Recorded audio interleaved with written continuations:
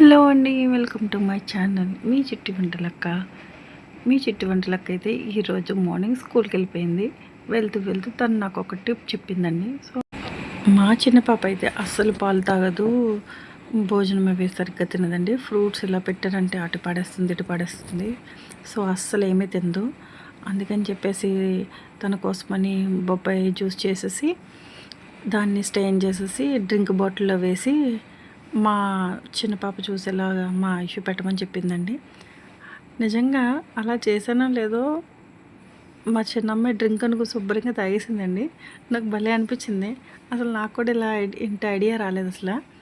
So papaya పీసెస్ని తీసుకున్నాను, ఒక గ్లాస్ పాలు తీసుకున్నాను, 2 చెంచాల స్వీట్ యాడ్ చేశాను అంతే. పపాయ చాలా తీయగా ఉందండి, అందుకని చెప్పి పంచదార ఎక్కువ వేయలేదు. యాక్చువల్గా అయితే బెల్లం వేసి కూడా చేసుకోవచ్చు, కానీ బెల్లం టేస్ట్ ఎందుకో తను అంత ఇష్టంగా తిందు. అందుకని చెప్పి 2 స్పూన్ల షుగర్ అయితే తీసుకున్నాను. సో పపాయాని పీసెస్ కింద కట్ చేసుకున్నాను, మిక్సీ జార్లో వేసేసుకున్నాను.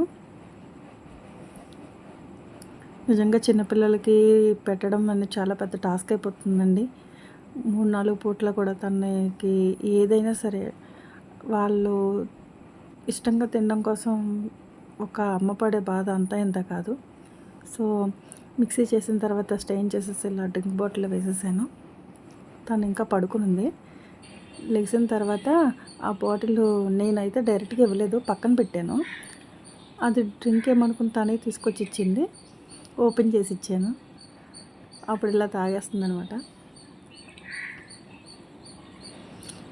ఇన్ని వేషాలు వేయాల్సి వస్తుంది మన చిట్టి పిల్లలకి తినిపించడానికి.